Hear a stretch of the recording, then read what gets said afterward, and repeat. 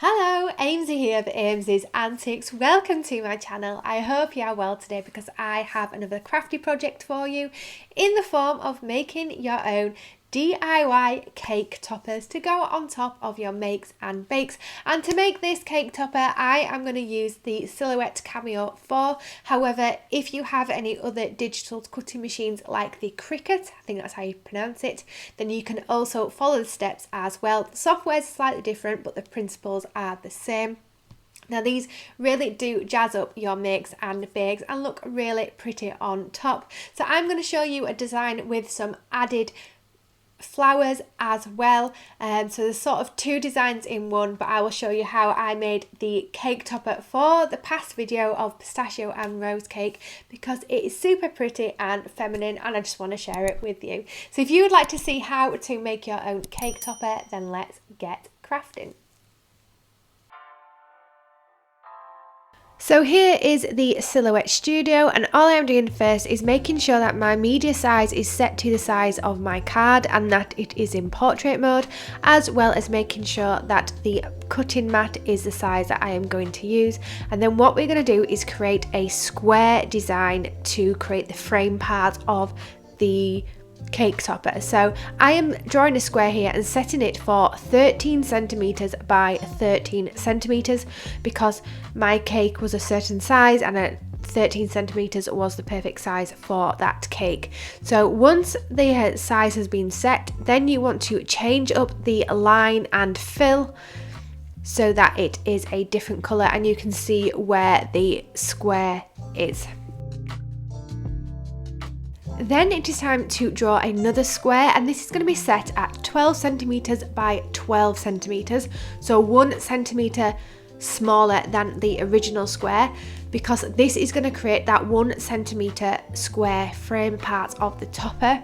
So what you want to do is make sure that both are selected, and then you want to go to the transform tab and click align center in both the horizontal and the vertical settings to make sure that that square is dead where you want it to be and that the 1 centimeter is the same all the way around the edges. Then select the two squares again and go to the modify tab because we are going to weld these together, apart from we are actually going to do the divide in this modify tab, and that should remove the middle or inside of the square, leaving you with that 1 centimeter frame of the square. Then what you want to do is actually duplicate this so that you have two, because these are going to go on top of each other to create that nice square offset type design. So play around with the position of the squares of where you want them to be and how you want them to sit. When happy with where the squares are sitting, select both again and then group them so that they become one piece. So when you move them, they will both move at the same time and you won't get them moving out of place, if you get what I mean. Then head to the send tab and you can see here that there are some lines that are going to be cut through the designs, which we don't want to be cut. So what you want to do is actually try and modify the points, so going into the point editing setting and click delete point. However, I found that this was quite difficult to get how I wanted it to be deleted, so what I actually did was try to delete some through the point editing and delete point setting, and then actually selecting the erase button on the left hand side to manually erase all of the lines. Now this is a little bit of a tedious job, and because there are quite a few of cross sections that need to be erased so that it all cuts as one big shape, it does take a little bit of time, and there is probably so much easier way to do this, but I couldn't figure it out and I thought I'm just going to go for the erase option, and it worked a treat.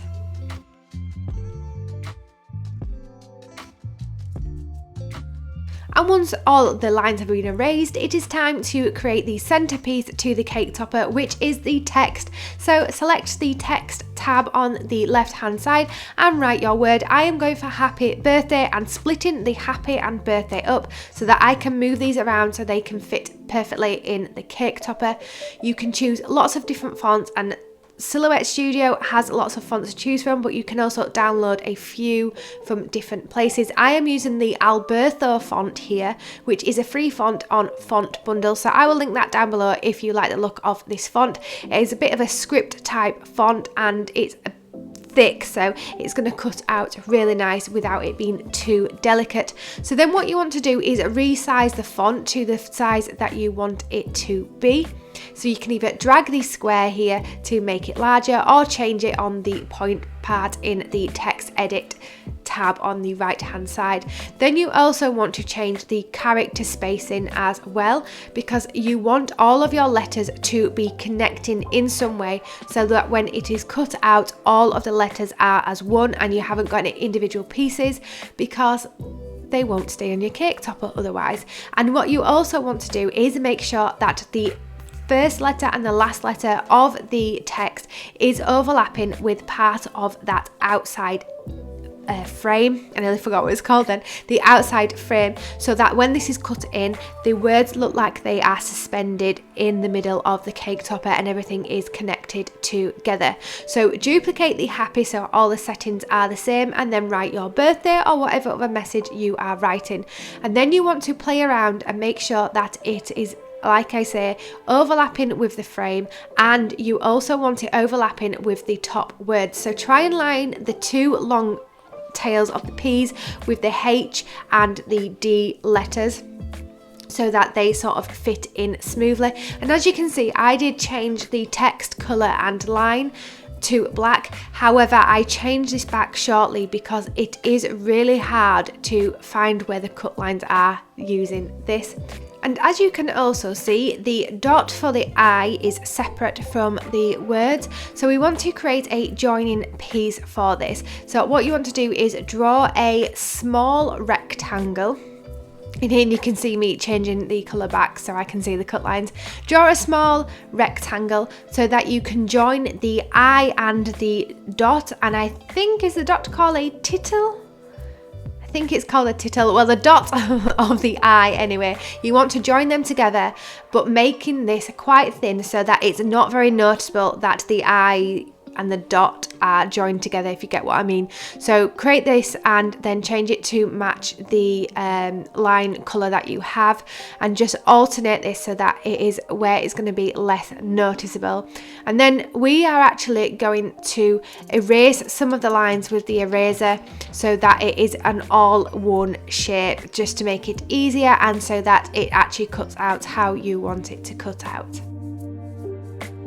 Once you're happy with the placement of your wording and the frame, you want to select it all, group it together, and then right click and click weld. And what you can see here, the weld function has done is connect all of them lines together, making them one smooth cut, or mostly one smooth cut. And where some of the letters are joining, like the dot and the I with that newly made rectangle piece, you want to use that eraser tool again and just erase any lines that you don't want cut, so you want it to be a fluid shape, and following this on with the rest of the letters where it's connected to the frame. So as you can see on the Y here, I am just cutting part of the frame away and merging it with that Y, so then when it goes through the cutting machine, it will be one fluid shape.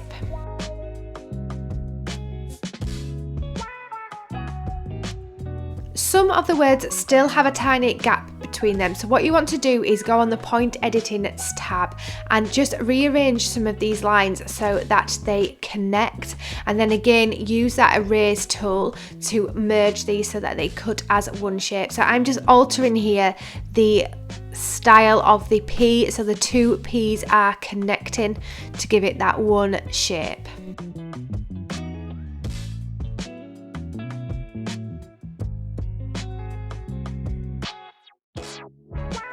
And repeating that process so that the I and R in birthday also connect up and become part of that one word shape with the frame.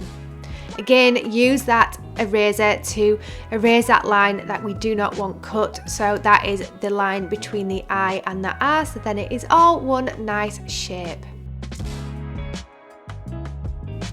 And then you want to click the send tab in the Silhouette Studio. Just check your design over, make sure that the cut lines are exactly where you want them to be. Also checking that your medium that you are cutting on is at the right setting. So even though mine's a card, I chose the glitter cardstock because this seems to cut a lot better on this setting, and I've got the ratchet blade in at this point rather than the auto blade because I was having trouble with the auto blade. Making sure that we are just cutting where we want to cut and send it off to cut with your card in the machine. To secure my cardstock down, I am using a bit of painter's tape, but you could use washi tape because my mat has seen better days and I'm a cheapskate and didn't want to buy a new one. And then once it is cut, all you need to do is peel the mat away from the design, so that it stays fairly intact, and then you should have the beginnings of your cake topper cut out and nearly ready to go. So I'm using double-sided tape here and sticking on some bamboo skewers so that this can be placed into the cake. Now you don't have to do this, and you could just stick the card straight in the cake if you don't want any height to it, but I like the height that the skewers give this. So I've just lined this up on two sides of the square, and as you can see the double-sided tape is holding really well, but you can also use Mod Podge if you do not have double-sided tape. You can leave your cake topper like this, or you can do what I have done and add a little bit of flair and a bit of feminine flower wreath type design to it, and I really like how this came out. Now I believe this is a 3D wreath that came with my Silhouette Studio, so you may have this if you have the Silhouette, but I am sure there are lots of different 3D flower designs that you can download for free to use in the Silhouette. So what I've done here is place the leaf parts of this down, and then I have cut out some flowers in various shades of pink, stuck them together with double-sided tape and sort of ruffled them out to make them a bit more 3D, and then sticking them in place again with the double-sided tape.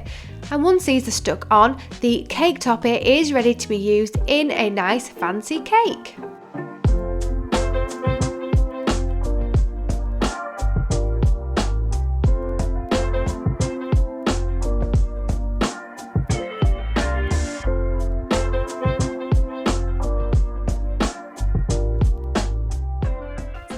How to make your own cake topper using the Silhouette Cameo 4 or whatever other cutting machine you have. I think this has turned out beautifully and is really customizable. You can change the type of font that you have to suit whoever is going to receive the cake topper.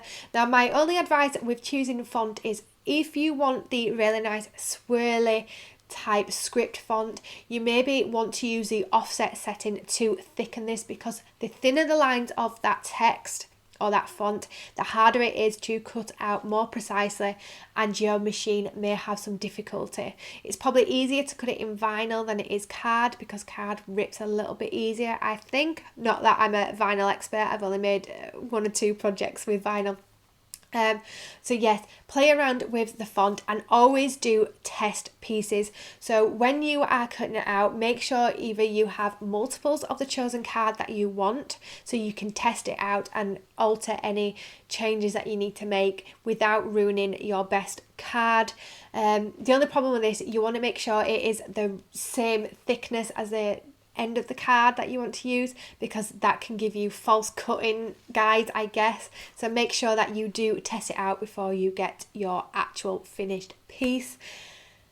Yes, and I think that's my tips. If you have any tips and tricks with the Silhouette Cameo 4, then please do pop them in them comments below. I would love to know them. I am still new to digital cutting, and so I'm still finding my feet with this, but I'm really happy with how this project turned out. I would love to know more, so let me know in them comments below if you have any of them tips and tricks, and maybe what you thought of the cake topper. And if you enjoyed the video, then please do give it a big thumbs up, as well as hitting that subscribe button to keep up with more of my creative crafty antics.